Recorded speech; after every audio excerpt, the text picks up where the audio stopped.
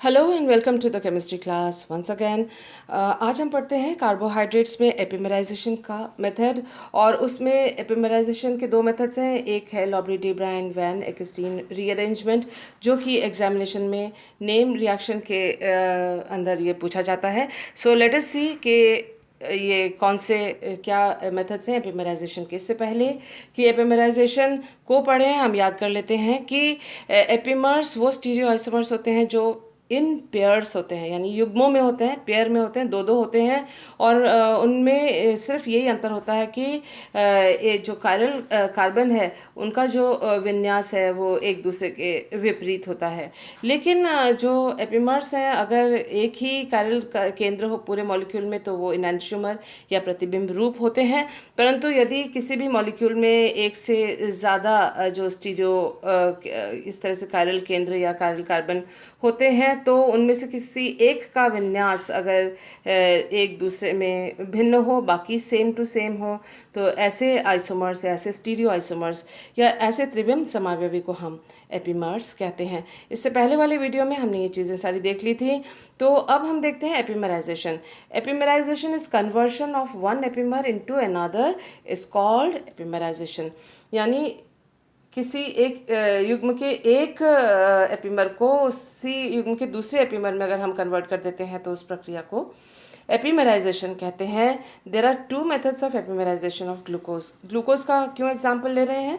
हम कार्बोहाइड्रेट्स के तहत एपिमेराइजेशन को पढ़ते हैं, तो और इसी में ज़्यादा ये पूछा जाता है। तो दो तरीके के प्रोसेस हैं, दो विधियां हैं। उनमें से first method is using bromine water oxidation. Pyridine base को यूज़ किया जाता है, लैक्टोनाइजेशन किया जाता है, फिर अपचयन किया जाता है और एक एपिमर को दूसरे में परिवर्तित किया जाता है।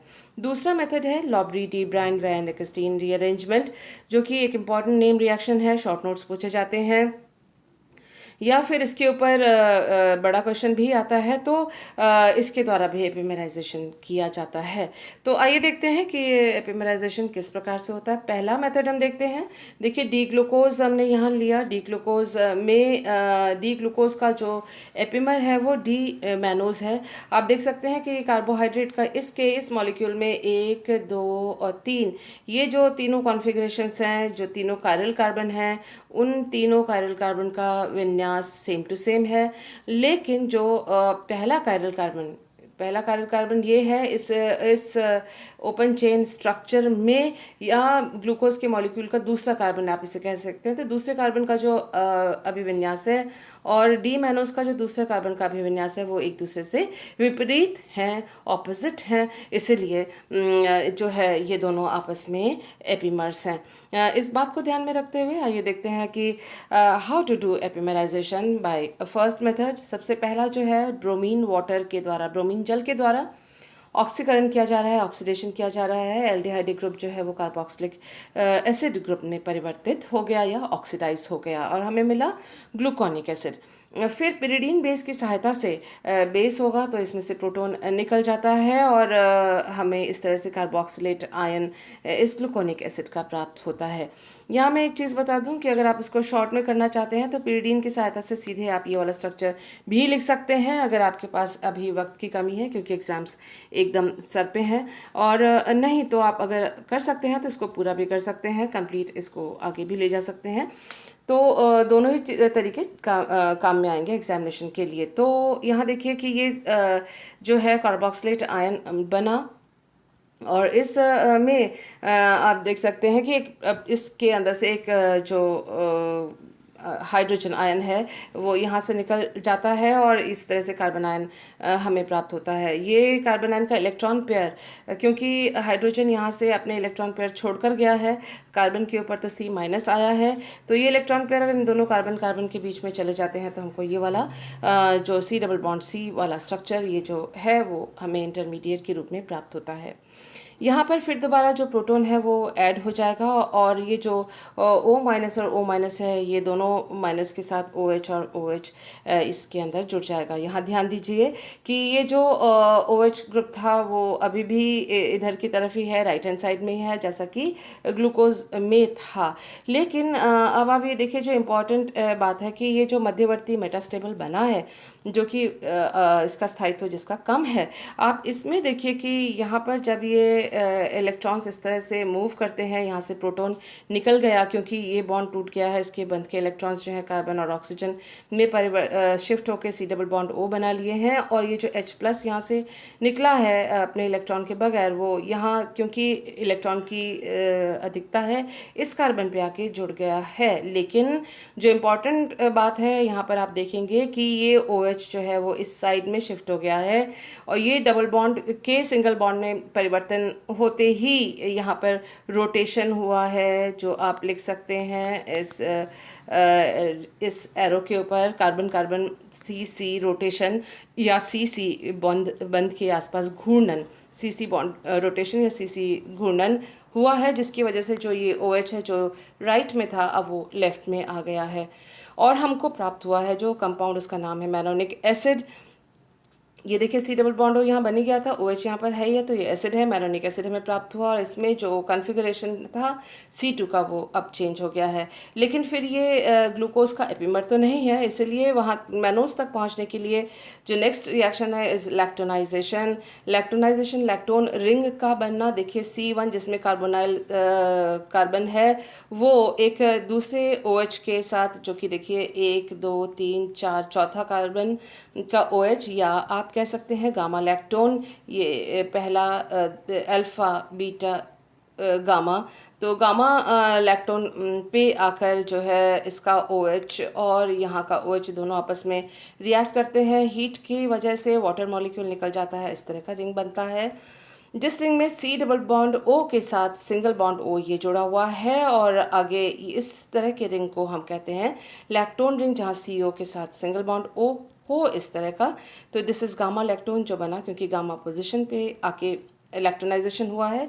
इस गामा लैक्टोन का जब हम रिडक्शन या अपचयन करते हैं सोडियम एमलगम के साथ, तो हम जो इस तरह से रिंग ओपनिंग हो जाती है, रिंग टूट जाता है और आप देख सकते हैं कि जो सेकंड कार्बन है उसका कॉन्फ़िगरेशन वैसे का वैसा ही रहा जो कि यहाँ चेंज हो गया था और जो ये COOH है जाकर वो अब CHO में परिवर्तित हो गया है और आप देख सकते हैं कि हमें डी मैनोज का जो मॉलिक्यूल प्राप्त हुआ। सो दिस इज़ एपिमेराइजेशन जो कि डी ग्लूकोज से हमको डी मैनोज में आकर ले आता है।